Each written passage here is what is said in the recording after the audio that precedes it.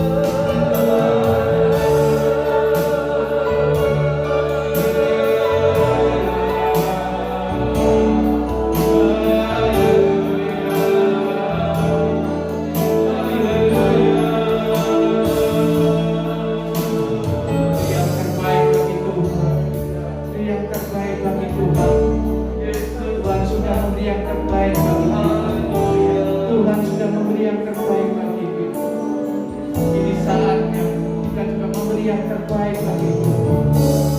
Mari saudara sembah Dia, sembah lebih lagi, sembah Dia.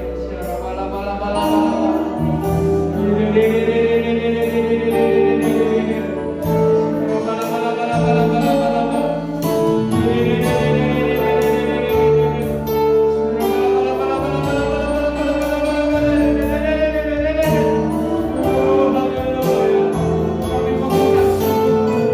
Kami mengucap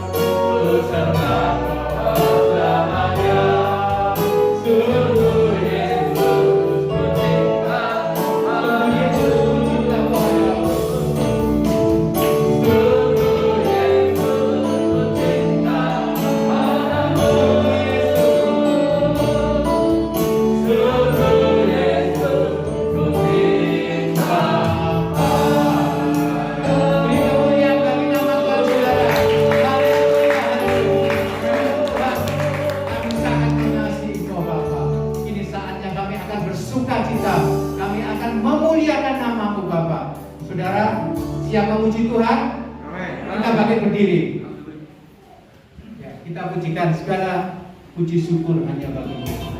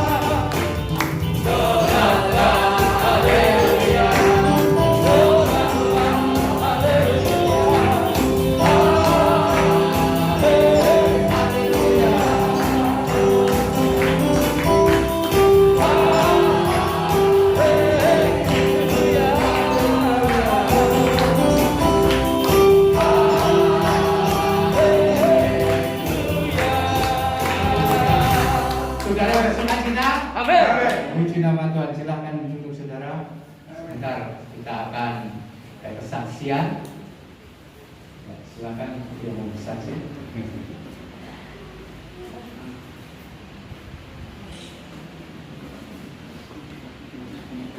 Shalom. Puji nama Tuhan. Terima kasih pagi ini saya diberikan kesempatan untuk menyaksikan cinta kasih Tuhan dalam kehidupan kami sekeluarga. Saudara, bulan Oktober kemarin, sebenarnya dalam tahun 2021, keluarga saya mengalami banyak sekali proses ya saudara. Januari saya terkena COVID. Akhirnya satu keluarga terkena. Saya, suami, anak saya 3 kena. Karena anak saya satu yang kerja di bank terkena terlebih dahulu. Akhirnya kita satu keluarga di karantina, saudara. Seperti itu. Tapi puji Tuhan, tidak sampai parah ya saudara. Justru dalam kondisi di karantina kita bisa selalu berkumpul, kita selalu bisa memuji Tuhan, beribadah seperti itu saudara, sehingga waktu 2 minggu nggak terasa kita semua boleh sehat kembali. Dan bulan Oktober kemarin saudara, anak saya terkena di pankreasnya, jadi ada peradangan, dan peradangan ini sudah mengenai empedunya, sudah mengenai hatinya seperti itu saudara. Melalui proses pemeriksaan di 3 rumah sakit di Adi Husada Undaan, sampai opname di Mitra Keluarga, dan yang terakhir ke Dr. Sutomo saudara. Kondisi anak saya semakin parah. Jalan satu-satunya harus melalui operasi. Dokter bilang tidak bisa, bagaimanapun harus operasi. Melalui tahapan-tahapan pemeriksaan yang panjang, diberi obat seperti itu saudara, sebelum diambil keputusan kapan untuk operasi. Dan kondisi anak saya ini semakin hari bukan semakin baik, tapi semakin hari semakin merosot, hingga suatu hari, setiap hari tidak bisa makan sama sekali, tidak bisa kemasukan apa-apa, muntah terus, apapun yang masuk semuanya keluar. Sama dokter diberikan obat yang dosisnya tinggi, melalui infus, ada 2 infus, diinjeksi setiap sehari 3 kali ya saudara. Hingga suatu hari anak saya mengalami kejang, karena dia sudah merasakan sakit yang luar biasa. Dia mengalami kejang saudara. Itu terjadi malam hari. Pada waktu itu saya posisi di rumah sakit. Saya di rumah sakit sudah 2 minggu, anak saya belum apa-apaan. Hanya dikasih obat seperti itu. Malam waktu anak saya kejang, saya lari, saya minta tolong ke perawat yang ada di sana. Saya minta tolong, anak saya kejang, tolong dibantu, diberi apa supaya tidak kejang. Tapi perawatnya bilang, kami tidak mendapatkan instruksi apa-apa dari dokter spesialis yang memotong anak itu. Kami akan coba menghubungi dokternya. Karena saya pun diberi kontak sama dokter spesialisnya, akhirnya saya berusaha untuk menghubungi dokternya ini sampai berulang-ulang, lebih dari 20 kali saudara. Malam itu saya telepon terus dokternya, tapi sama sekali nggak diangkat saudara. Dalam keadaan panik luar biasa melihat anak saya duduk sudah seperti kayak gini saudara, kejang badannya. Saya sebagai orang tua, saya percaya kita semua kalau mengalami pada posisi seperti saya, pasti ada rasa takut, panik melihat kondisi anak seperti itu. Akhirnya saya naik ke tempat tidur anak saya saudara. Saya peluk anak saya kuat-kuat. Saya nangis, saya berdoa, saya minta sama Tuhan. Pada waktu itu saya bilang sama Tuhan, Tuhan, aku pertaruhkan imanku. Saya katakan seperti itu. Saat ini Tuhan, aku mohon belas kasihan, sembuhkan anakku. Saudara, anak saya kejang seperti itu, semakin keras. Akhirnya tidur di pundak saya. Saya peluk itu anak saya tidur. Setelah anak saya tidur, saya lihat anak saya itu, saya baringkan anak saya. Saya turun dari tempat itu, saya doa semalaman. Saya katakan sama Tuhan, aku percaya Tuhan, iman sebiji sesawi pun bisa memindahkan gunung. Ini imanku Tuhan. Aku pertaruhkan untuk kesembuhan anakku. Saya katakan seperti itu sama Tuhan.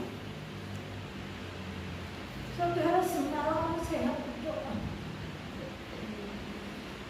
Paginya, waktu dokter datang memeriksa anak saya, dokter karena dapat laporan kondisi anak saya semakin buruk sampai mengalami kejang. Akhirnya dokter memutuskan besok harus operasi. Tapi saya katakan sama dokternya, enggak dok, saya enggak mau anak saya dioperasi besok. Saya katakan seperti itu. Dokternya mengatakan ini sama saya, loh ibu itu maksudnya apa? Orang operasi itu harus dijadwalkan, sedangkan yang sudah dijadwalkan untuk besok ini di pending, anaknya ibu diutamakan karena kondisinya sudah tidak memungkinkan, harus cepat ditangani operasi. Saya bilang enggak, saya percaya dokter punya iman, saya pun punya iman dok. Saya percaya Tuhan pasti menyembuhkan anak saya. Dokternya bilang gini sama saya, Bu, kalau ibu bilang kayak gitu berarti nggak ada batas waktu. Saya bilang sama dokter, saya perlu waktu 3 hari dok.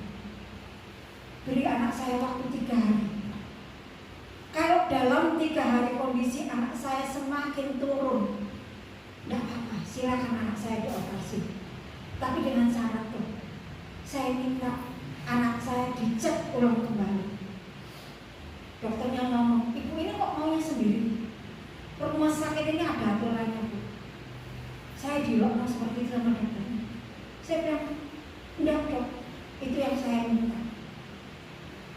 Akhirnya karena saya tetap tidak mau anak saya dioperasi besok, akhirnya dokternya ngalah. Ya, saya pun tidak mau. Saya pun pada waktu itu dokternya memberi obat untuk anak saya tolak. Saya bilang sama perawatnya, tidak usah dikasihkan ke anak saya, tidak usah, semua obat tidak usah dikasihkan ke anak saya. Perawatnya bingung, Bu, ini saya hanya tugas. Saya harus melakukan apa yang ditugaskan oleh dokter. Ibu bilang sampaikan sendiri ke dokter. Dokternya datang. Mungkin dapat laporan dari perawat. Dokternya datang. Dokternya ngomong gini sama saya, ibu ini maunya kayak gimana? Apa gunanya ibu bawa anak ibu ke rumah sakit? Saya dulu kayak gini. Dioperasi tidak mau, dikasih obat tidak mau. Sudah pulang aja. Saya diusir saudara. Sudah ibu bawa pulang aja anak ibu. Saya diem aja, saya nggak jawab waktu dokter nilai saya seperti itu. Akhirnya saudara, saya melihat kondisi anak saya bukan semakin baik. Saya doa minta sama Tuhan, tapi yang saya lihat di depan mata saya kondisi anak saya semakin drop. Tapi saya tetap berusaha menguatkan anak saya. Saya bilang, kamu bisa, kamu mampu. Tuhan izinkan semua ini terjadi di dalam kehidupanmu. Tuhan punya maksud atas hidupmu. Dan mama percaya Tuhan mengizinkan masalah ini, penyakit ini kamu hadapi. Kamu mampu, kamu kuat. Saya kuatkan anak saya. Ayo bersyukur sama Tuhan, berdoa sama Tuhan, minta sama Tuhan. Saya kasih semangat. Saya setelkan lagu puji-pujian, saya setelkan firman Tuhan. Akhirnya anak saya ada semangat lagi. Dari anak saya mulai ada semangat. Saudara, seperti tangan dibolak-balik. Awalnya itu kondisinya drop. Benar firman Tuhan, semangat yang patah mengeringkan tulang. Ya, oleh sebab itu saudara, saya menyemangati anak saya semangati anak saya. Anak saya yang awalnya kondisinya seperti itu berubah drastis. Akhirnya dokternya antara percaya sama enggak, obat enggak, operasi enggak. Dokternya akhirnya yang ngomong, di CT scan. Saya minta bantuan doa sama teman-teman semua. Saya hubungi teman-teman, dukung saya doa. Saya percaya doa orang benar bila dengan yakin didoakan sangat besar kuasa. Dukungan doa dari teman-teman itu luar biasa. Saya punya komunitas, saya punya teman-teman yang seiman dengan saya, yang selalu mendukung saya. Saya bersyukur sekali. Akhirnya di CT scan saudara, penyakitnya hilang. Dokternya itu sampai heran. Ini kuasa Tuhan kita. Dalam jangka waktu 3 hari Mulut saya anggar nyemplos, saudara. Saya minta waktu 3 hari sama dokter. Kenyataan 3 hari anak saya sembuh dalam nama Tuhan Yesus. Saya percaya bukan kuasa manusia, bukan hebat manusia, bukan kepintaran manusia, obat atau yang lain. Udah. Tapi kalau Tuhan yang campur tangan, meskipun dokter bilang mustahil untuk bisa sembuh tanpa operasi, tapi saya percaya, iman saya mengatakan, serahkan sama Tuhan, andalkan Tuhan. Tuhan yang akan campur tangan. Puji Tuhan, mukjizat benar-benar terjadi. Dan anak saya pulih tanpa harus melalui proses operasi. Ini kesaksian saya, semoga berkat.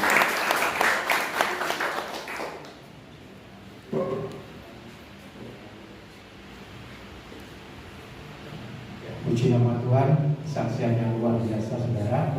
Kita percaya mujizat Tuhan pasti terjadi. Amin.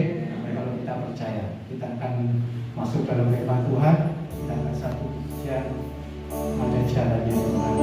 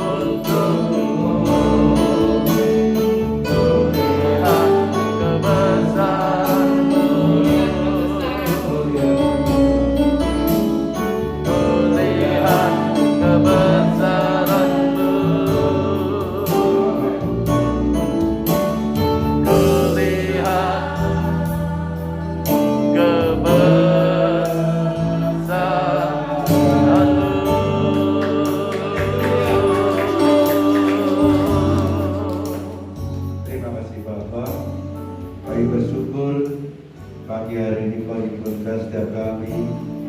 Engkau telah menjagai sepanjang malam. Engkau bangunkan kami pagi dalam keadaan tubuh sehat. Ini semua karena kasih-Mu. Ini semua karena anugerah-Mu Tuhan. Engkau memberi kesehatan atas setiap tubuh kami. Aku telah ada di tempat ini bersama Tuhan, anak-anak-Mu rindu meninggikan Engkau, mengagungkan Engkau, Allah yang ajaib, Tuhan berkuasa. Tuhan, kami bersyukur akan kesempatan waktu ini.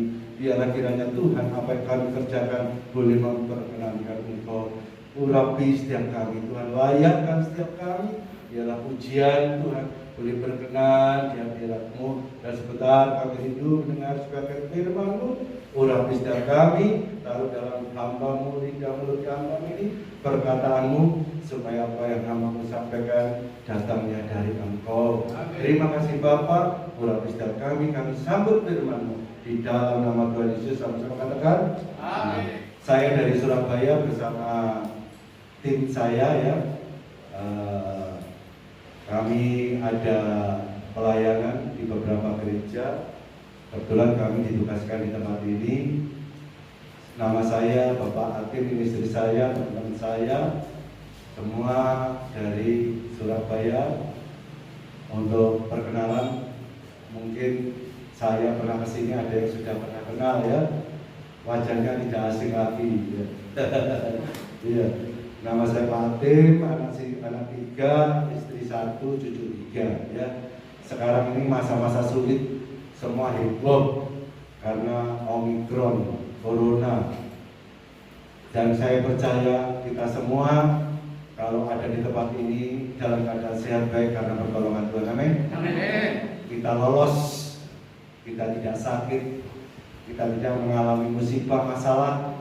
Kita ada di sini karena pertolongan Tuhan. Kita ada di sini dengan keadaan sehat ini karena kemurahan Tuhan. Amin. Ya. Baiklah kita untuk semakin hari mempergunakan kesempatan waktu untuk semakin setia hidup di dalam kebenaran. Mari kita akan belajar bagaimana kita harus setia, ya. Bagaimana kita harus setia. Tema pada pagi hari ini tentang kesetiaan. Kita akan belajar bersama-sama di dalam kesetiaan Raja Uzia. Di dalam 2 Tawarik 26 ayat 1 sampai 5. Ayo kita baca sama-sama. 2 Tawarik 26 ayat 1 sampai 5. Kita belajar tentang kesetiaan dan kita akan belajar tentang Raja Uzia. 1, baca sama-sama. 2, 3. Segenap bangsa Yehuda mengambil Uzia yang masih berumur 16 tahun dan menobatkan dia menjadi raja menggantikan ayahnya Amazia. Ia memperkuat Elot dan mengembalikannya kepada Yehuda. Sesudah raja mendapat perhentian bersama-sama dengan nenek moyangnya 3. Uzia berumur 16 tahun pada waktu ia menjadi raja dan 52 tahun lamanya ia memerintah di Yerusalem. Nama ibunya ialah Yekolia dari Yerusalem. 4. Ia melakukan apa yang benar di mata Tuhan, tepat seperti yang dilakukan Amazia ayahnya. 5. Ia mencari Allah selama hidupnya. Zakaria yang mengajarnya supaya takut akan Allah, dan selama ia mencari Tuhan, Allah membuat segala usahanya berhasil. Amin. Ya, tolong ayat ini jangan dihapus dari Bapak punya aplikasi HP, mungkin disimpan dulu supaya nanti kita bisa kembali dengan cepat ya. Di sini kita akan belajar tentang Raja Uzia. Raja Uzia itu adalah raja yang termuda di dalam kerajaan Yehuda. Dia berumur berapa tadi? 16 tahun saat dia menjadi raja. Berapa lama dia memerintah? 52 tahun. jadi raja sejak umur 16 tahun, 52 tahun dia memerintah Yehuda. Dia anak Amasya. Amasya adalah orang tuanya, orang tua yang takut Tuhan. Takut Tuhan.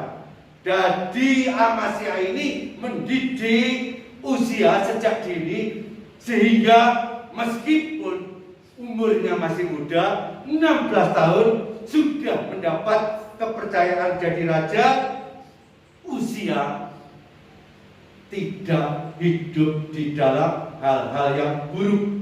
Dia di masa mudanya dipercaya jadi raja dan dipilih oleh Tuhan untuk menggantikan Amasya ayahnya karena didikan Amasya, karena didikan Sakaria.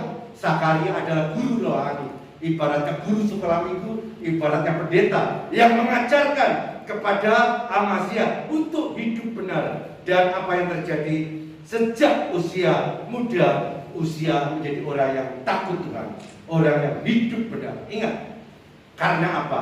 Karena pengaruh orang tuanya. Pengaruh orang tua, orang terdekat sangat mempengaruhi anak di dalam pertumbuhan. Kalau kita mau menginvestasikan waktu untuk anak kita, percayalah, suatu saat saudara pasti akan memetik hasilnya. Karena apa? Yang saudara tabur pasti saudara tuai. Jangan sampai kita bisnis, bekerja, tidak pernah meluangkan waktu untuk anak. Anak sekolah minggu, tidak sekolah minggu, dibiarkan. Jangan sampai terjadi. Saudara harus mendidik sejak dini, seperti Amasya mendidik Uzia, mendidik dia sejak dini. Uzia akhirnya diangkat jadi raja waktu Amasya meninggal, orang tuanya tidak ada. Tapi kalau kita bicara secara orang umum, anak muda diberi kepercayaan, diberi harta, diberi fasilitas, hidupnya biasanya tidak benar. Poya-poya, hidup di dalam tidak kebenaran. Tapi Uzia tidak. Sejak umur 16 tahun dia menjadi raja, tapi dia takut akan Tuhan. Beda. Karena apa? Karena orang tuanya.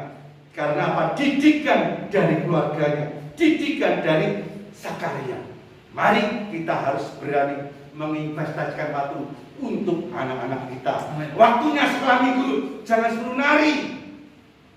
Waktunya sekolah minggu, jangan suruh malah belajar yang lain. Cari Tuhan lebih dulu, maka saudara akan memetik hasilnya saat anak itu menjadi dewasa. Pasti itu terjadi, saudara. Saya mempunyai anak 3, anak saya pelayanan semua, saudara. Sejak dini, sejak masih muda, sejak kecil balita, saya arahkan sekolah minggu. Saya arahkan sekolah minggu sampai hari ini. Tidak pernah namanya rokok, tidak pernah namanya minuman keras, tidak pernah mengenal namanya diskotik, dan orang yang hormat akan orang tua. Karena apa, saudara? Saya menginvestasikan waktu untuk anak saya, berani. Meskipun sulit, sekolah minggu itu sulit, saudara. Kadang-kadang lari sana, lari sini. Istri saya nemani, nanti istri saya sudah capek, gantian saya. Tapi saya mau menginvestasikan untuk anak saya. Dan itu terjadi, saudara. Kalau saudara jangan sampai hari-hari terakhir ini keadaan dunia tidak baik, HP menjadi prioritas, jangan. HP jangan. Harus kita mau membelikan buku rohani, menceritakan Alkitab, firman Tuhan. Siapa itu Yusuf? Siapa itu Yesus? Siapa itu Musa? Jangan sampai anak-anak kita tidak mengerti firman. Ayo, saudara. Uzia ini jadinya dia dipengaruhi oleh orang tuanya. Tapi saat ini, saudara, apa yang harus kita lakukan? Harus berani bayar harga. Uzia memulai hidupnya dengan baik. Sejak usia muda dia angkat jadi raja, 52 tahun. Apa yang terjadi, saudara? Daud leluhurnya 40 tahun, Salomo 40 tahun jadi raja, tapi usia 52 tahun. Karena apa? Tuhan membuat dia menjadi orang yang berhasil. Kita belajar berikutnya. Kalau saudara, apa yang terjadi setelah usia mendapat didikan dari orang tuanya, menjadi orang yang takut akan Tuhan. Kedua, usia diberkati Tuhan melimpah. Ayo kita baca 2 Tawarik tadi 26 ayat 4 sampai 5. Dia diberkati Tuhan melimpah. 1, 2, 3. Dia melakukan apa yang benar di mata Tuhan, tepat seperti Amasya ayahnya. Ia mencari Allah selama hidup Sakaria, yang mengajarnya supaya takut akan Allah. Dan selama ia mencari Tuhan, Allah membuat segalanya berhasil. Yang membuat berhasil apa? Tuhan. Jadi kunci utama Raja Uzia berhasil diberkati bukan karena dia hebat, bukan karena pintar, bukan kaya, bukan gagah, tapi karena Tuhan. Amin. Kalau saudara hari ini berhasil diberkati, bisa mendapatkan sesuatu yang saudara rasakan, itu semua dari Tuhan. Amin. Jangan katakan ini segala usaha pekerjaanku, ini segala kepintaranku, aku bisa seperti ini. Oh, nanti dulu. Angin adalah milik Tuhan. Kalau saudara tidak diberi angin 2 menit saja, apa yang terjadi? Mati. Jadi semua yang saudara dapatkan itu adalah dari Tuhan. Bahkan Pengkhotbah 3 ayat 13 katakan, kalau seseorang dapat makan, dapat minum, dapat menikmati hasil segala jeripayahnya, itu semua adalah dari Tuhan. Amin. Itu Pengkhotbah 3 ayat 13 berkata seperti itu. Kalau saudara menikmati segalanya ini sampai hari ini, itu semua dari Tuhan. Uzia diberkati melimpah-limpah karena dia pertama tadi dia melakukan apa yang benar di mata Tuhan. Melakukan apa yang benar di ayat 4. Jadi orang kalau mau diberkati tidak hanya mencari Tuhan saja. Kalau saudara mencari Tuhan boleh, tapi kalau hidupmu tidak di dalam kebenaran, percuma. Di sini dikatakan ia melakukan apa yang benar di mata Tuhan, bukan di mata manusia. Kita bisa membohongi istri, suami. Tuhan tidak bisa dibohongi. Dia melakukan apa yang benar. Setelah dia melakukan apa yang benar, dia mencari Tuhan, takut akan Tuhan, dan Tuhan mendatangkan berkat segala usahanya. Dia buat berhasil. Jadi saudara, kita bisa melihat Uzia diberkati luar biasa karena Tuhan. Dia diberkati karena campur tangan Tuhan. Raja Uzia diberkati Tuhan. Jangan sampai kita melakukan seolah-olah itu usaha kita sendiri. Mari saya tunjukkan bahwa apa yang kita hasilkan itu bukan dari Tuhan, bukan dari manusia, itu semua dari Tuhan. Orang Israel pernah diberi wanti-wanti firman Tuhan waktu dia di padang gurun.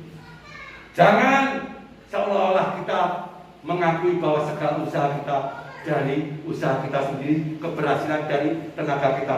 Kita baca Ulangan 8. Ulangan 8 ayat 17 sampai 18a. Ulangan.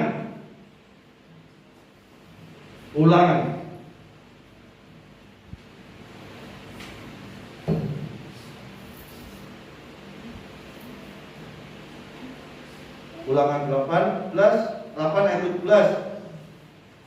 Ayat sampai 18a. 1, 2, 3. Maka janganlah kau katakan dalam hatimu, kekuasaanku dan kekuatan tanganku itulah yang membuat aku memperoleh kekayaan ini. Tetapi haruslah engkau ingat kepada Tuhan Allahmu, sebab Dialah yang memberikan kepadamu kekuatan untuk memperoleh kekayaan. Titik. Jadi Tuhan, jangan kita bilang saya. Kalau saudara ada diberkati, itu semua karena Tuhan. Ya, jadi usia diberkati Tuhan dengan melimpah karena Tuhan. Dia melakukan yang benar. Usia menjadi raja yang hebat. Ia mengalahkan musuh-musuh bangsa Yehuda. Bangsa Filistin kalah, Arab kalah, Memunim tunduk, Amon menyerah. Bahkan Amon harus menyerahkan upeti kepada Raja Usia. Raja Usia menjadikan Yehuda makmur. Ia menggali banyak sumur, banyak ternak miliknya yang begitu luar biasa, diberkati. Bahkan dia menyewa petani, pengrajin untuk mengerjakan tanah miliknya. Dan dia memiliki pasukan yang besar, pasukan yang hebat. Dan Raja Usia masyhur sampai di negeri Mesir. Kita baca di dalam 2 Tawarik 26 ayat 15. Lanjut aja. 2 Tawarik 26 ayat 15. 1, 2, 3. Ya. 1, 2, 3. Juga di Yerusalem lam ciptaan seorang ahli yang dapat menembakkan anak panah dan batu besar untuk ditempatkan di atas menara-menara dan penjuru-penjuru. Nama raja itu termasyhur sampai ke negeri-negeri yang jauh karena ia ditolong dengan ajaib sehingga menjadi kuat. Siapa yang menolong dengan ajaib? Katakan, siapa yang menolong dengan ajaib? Tuhan. Dikatakan dia ditolong dengan ajaib sehingga menjadi kuat. Yang menolong adalah Tuhan. Yang menolong adalah Tuhan.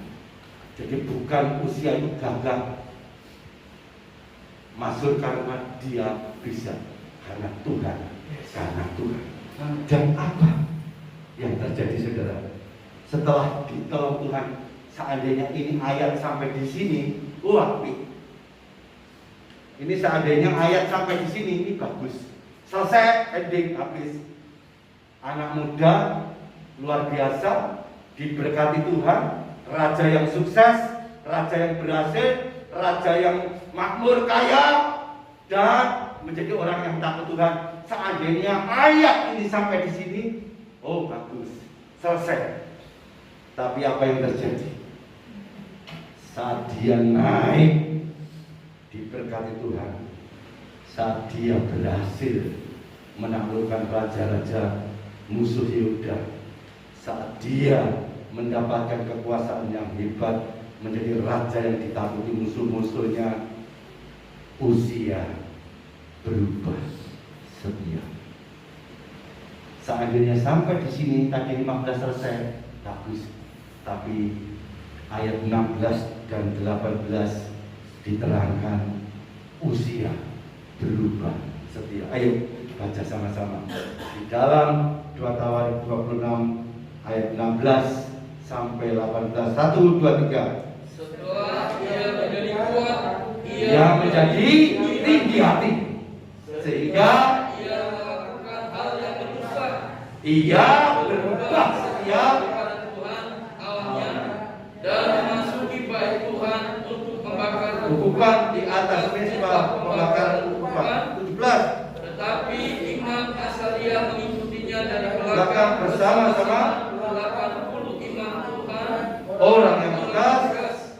Mereka berdiri di depan Raja Usia dan berkata padanya, "Hei Usia, engkau tidak berhak membakar ukupan kepada Tuhan. Hanyalah imam-imam keturunan Harun yang telah dikuduskan yang berhak membakar ukupan. Keluarlah. Tempat kudus ini karena Engkau telah berubah setia. Engkau tidak akan memperoleh kehormatan dari Tuhan Allah karena hal ini. Engkau telah berubah setia dan engkau sombong tinggi hati. Tuhan sudah memutuskan hukuman atas Usia. Dia diberkati, raja yang sukses, tapi di pucuk keberhasilannya, kejayaannya, dia berubah setia. Dia setelah menjadi raja yang hebat, raja yang kuat, menjadi tinggi hati, sehingga ia melakukan hal yang merusak. Ia berubah setia kepada Tuhan. Ia memasuki bait Tuhan, membakar ukupan di atas mezbah pembakaran ukupan. Ketika para imam mencoba untuk memperingatkan dia tentang kesalahannya, dia menjadi marah. Sekitar itu juga Uzia akhirnya mengalami apa? Penyakit kusta. Penyakit kusta.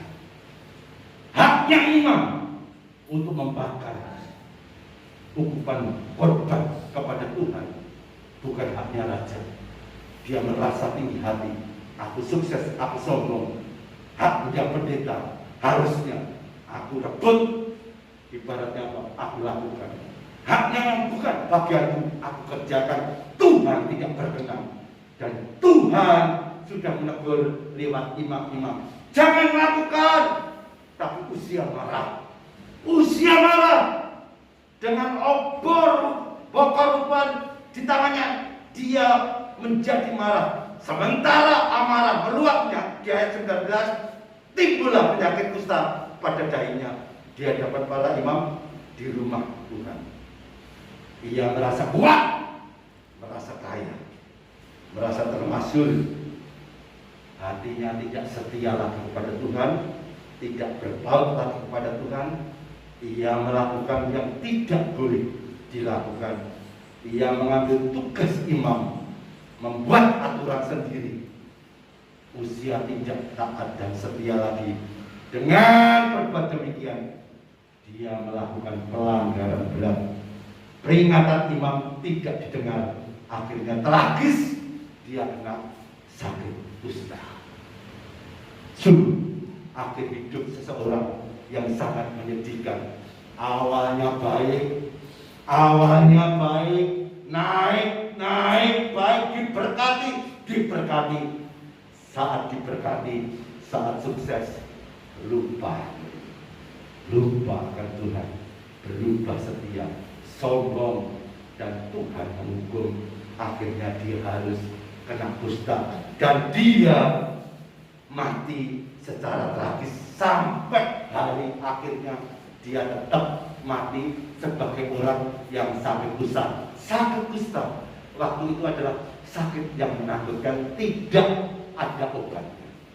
Dan orang yang sakit kusta diasingkan. Akhirnya Uzia mati dan dia dikuburkan di Tegalan.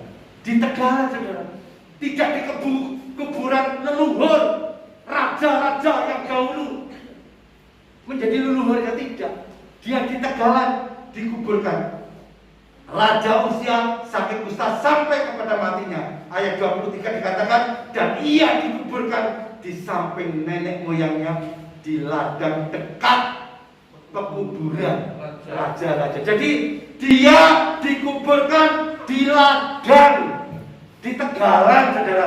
Raja yang hebat, raja yang sukses, raja yang diberkati, matinya ngenes.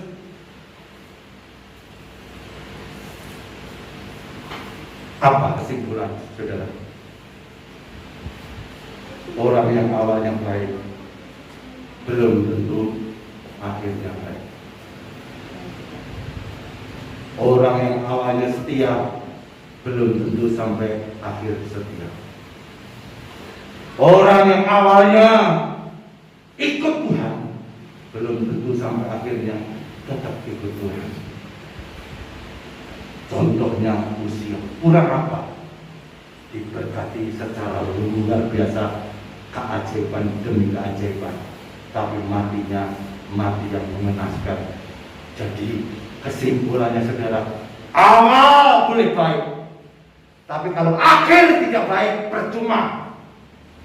Saudara ikut Tuhan hari ini, tapi kalau ujung akhirnya saudara meninggalkan Tuhan, percuma.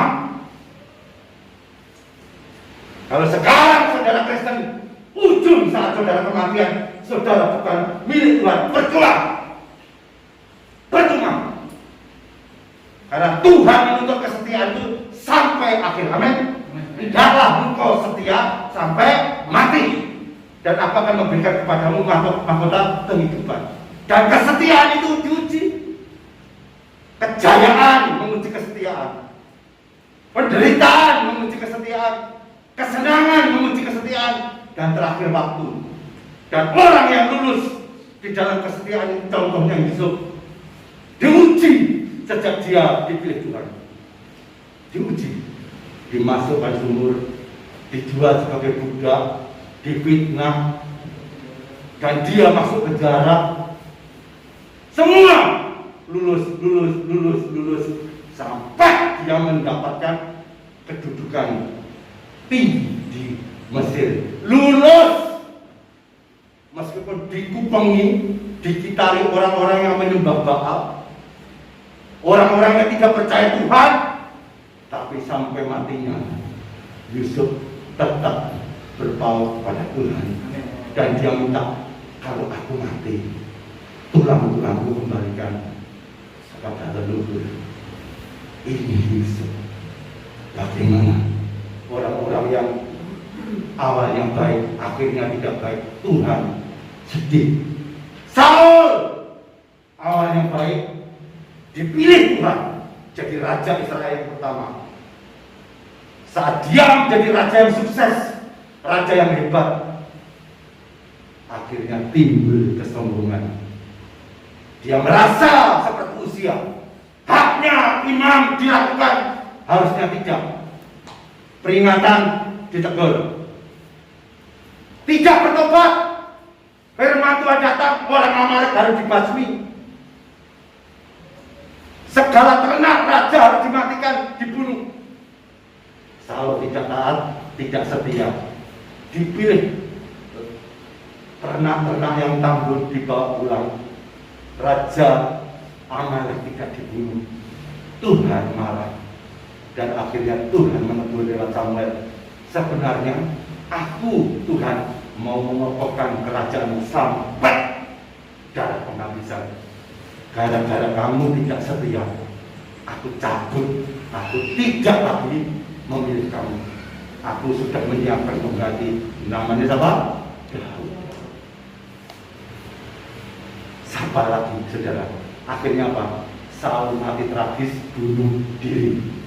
Simson dipilih Tuhan awalnya, penuh urapan, orang yang hebat. Karena tidak menghargai Tuhan, dia berzina. Dia melakukan sesuatu menurut kesenangan hatinya. Akhirnya apa? Dia mati bunuh diri dengan mata tertumpil buta. Apa gunanya? Yudas Iskariot, orang yang hidup bersama Tuhan, mengerti pekerjaan Tuhan, mujizat Tuhan, karena uang dia menjual Tuhan. Awal baik, akhir tidak baik, tidak ada artinya, tidak ada gunanya. Lebih baik awal tidak baik, orang pembunuh, orang pencuri, orang yang berdosa, orang yang ditolak oleh masyarakat, tapi mau bertobat dan sampai akhirnya dia tidak meninggalkan iman. Itu yang menjadi orang yang hebat. Apakah ada? Ada. Saudara tahu pertobatan? Contohnya Sakeus. Sakeus itu orang yang dibenci karena dia memungut cukai. Tapi setelah dia kenal Tuhan, dia berkata sama Tuhan Yesus, Tuhan, separuh dari hartaku aku berikan kepada fakir miskin. Kalau ada orang aku tipu, aku bohongi, akan aku kembalikan 4 kali lipat. Bayangkan saudara, kalau dia punya utang untuk uang 1 M, 500 dibagikan ke fakir miskin, 500 juta, yes, tak, tinggal 500 ditekani uang satu-satu. Sopos yang pernah tak bohongi, tak kembalikan 4 kali lipat. Habis, tapi dia bahagia, dan Tuhan berkata, hari ini ada keselamatan di dalam rumahnya. Harta Yang paling berharga adalah perkataan Tuhan berkenan bahwa hidup saya, hidup kita berkenan. Dan Tuhan kalau sudah mengatakan itu, berarti Tuhan berkenan akan hidupnya Sakius. Saudara, sampai hari ini apakah Tuhan berkenan atas hidupmu? Kalau belum, beri yang terbaik untuk Tuhan. Paulus, dia menjadi orang yang membunuh banyak orang Kristen, tapi setelah dia bertobat, dia menjadi orang yang luar biasa. Hidup bagiku adalah Kristus, mati adalah keuntungan. Itu Paulus. Dia harus menderita, bahkan disiksa, bahkan di penjara. Dia berkata, apa yang dulu merupakan keuntungan bagiku, sekarang anggap rugi karena Kristus. Karena pengenalan akan Kristus lebih mulia dari semua itu. Oleh karena dia, aku meninggalkan semuanya dan mengangkatnya sampah supaya aku memperoleh Kristus. Amin. Filipi 3 itu sudah dapat. Saudara, itu Paulus. Kita pun harus begitu. Jadi kita ini sekarang berjalan di tengah. Saudara, awalnya sudah baik mengenal Yesus, menerima Yesus sebagai juru selamat. Saudara beriman sampai sekarang baik. Mulai besok sampai ujung, apakah saudara tetap baik? Tergantung saudara, bukan tergantung Tuhan. Saul dipilih, bukan tergantung Tuhan lagi, tergantung Saul. Saat dia tidak setia, dibuang. Usia tidak setia, dibuang. Mati mengendaskan. Simson tidak setia, dibuang. Kalau saudara tidak setia sampai akhirnya, percuma kita hidup. Mau setia sampai mati? Amin. Setia. Apapun yang terjadi, saudara, apapun yang terjadi, sekali Yesus tetap Yesus. Amin. Amin. Jangan pernah mundur, jangan pernah goyah. Masalah boleh terjadi, kesulitan boleh terjadi, tapi kalau ada Yesus, pasti ada kemenangan, ada pertolongan. Amin. 1000 rebah di sisi kirimu, 10.000 di sebelah kananmu, tetapi itu tidak akan menimpamu. Kau akan melihat pembalasan diri terhadap orang-orang fasik. Jangan takut. Ayo saudara, pertahankan kesetiaanmu sampai akhir. Amin. Jangan sampai seperti usia. Kita menuntut Paulus. Kita setelah bertobat mengenal Yesus, berjalan di dalam kesetiaannya sampai akhir. Amin. Mari kita berdiri, kita pujikan saudara lagu yang menjadi kesenangan saya. Ini lagu yang memotivasi kita untuk hidup menerima mahkota kehidupan. Kita belajar setia sampai akhirnya. Amin.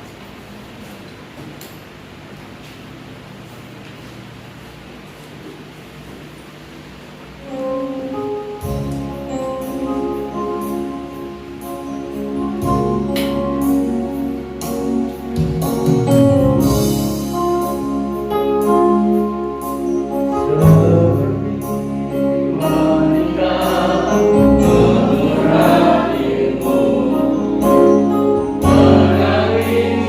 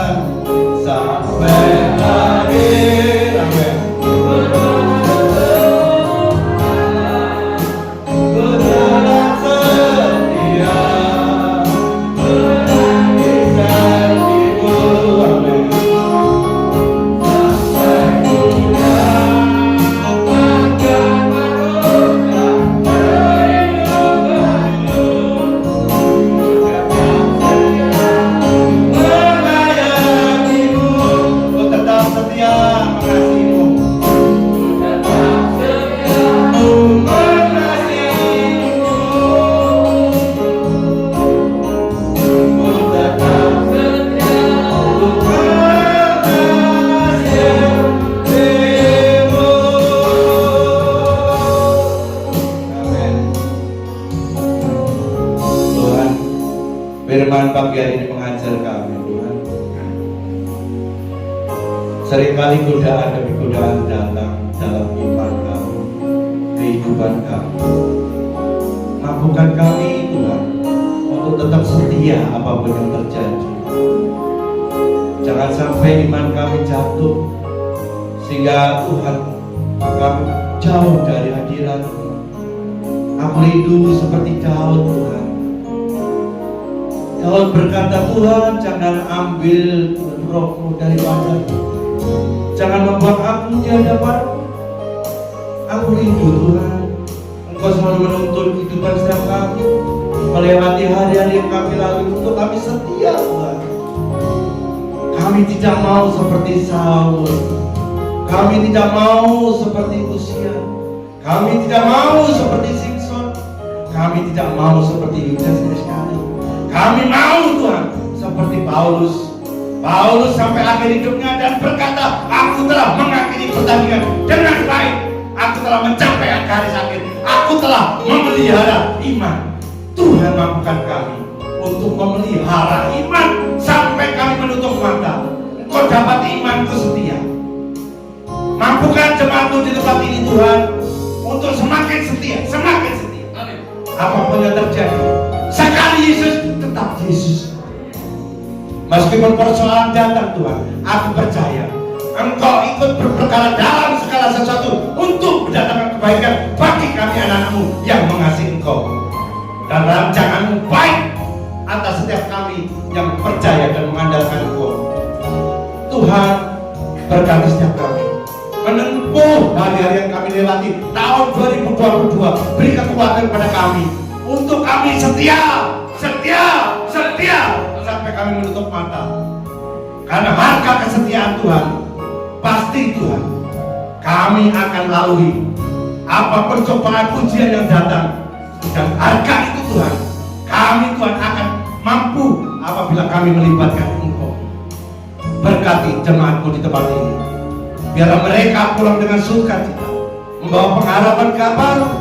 Mereka tidak hanya menjadi Kristen rutinitas yang datang setiap minggu hanya duduk 1 jam 2 jam, tapi kami beroleh dibangunkan iman kami, dibangunkan rohani kami, kesetiaan kami. Karena itu Tuhan yang Kau nantikan atas hidup kami. Kami mau Tuhan menjadi orang Kristen, murid yang militan. Mampukan kami Tuhan, mampukan kami Roh Kudus. Dengan berkat anugerah-Mu menyertai anak-anak-Mu, kami pulang membawa pengharapan sukacita kemenangan. Dan kami percaya apabila kesetiaan ini diuji, kami pasti menang. Kami mengandalkan Engkau, kami menyertakan Engkau di dalam kehidupan kami. Mari Roh Kudus pura-pura mampukan kami. Berkati Bapak Gembala di tempat ini, Pak Andreas bersama keluarganya. Berkati pelayanannya. Apapun yang hamba kerjakan Tuhan, dari awal sampai akhir, aku percaya hamba rindu untuk setia mengembalakan jemaat yang dipercayakan di tempat ini Tuhan, untuk Tuhan menjangkau juga jiwa-jiwa yang terhilang. Jika gereja itu menjadi alat kemuliaan, terpujilah nama-Mu Bapa. Kami ucap syukur dan kami telah sampai selesai di titik ini Tuhan, untuk menyampaikan kebenaran firman-Mu tidak akan pernah kembali kepadamu dengan sia-sia. Engkau Tuhan mengerjakan di dalam kehidupan setiap hari kami masing-masing. Terpujilah nama Tuhan. Di dalam nama Tuhan Yesus, sama-sama katakan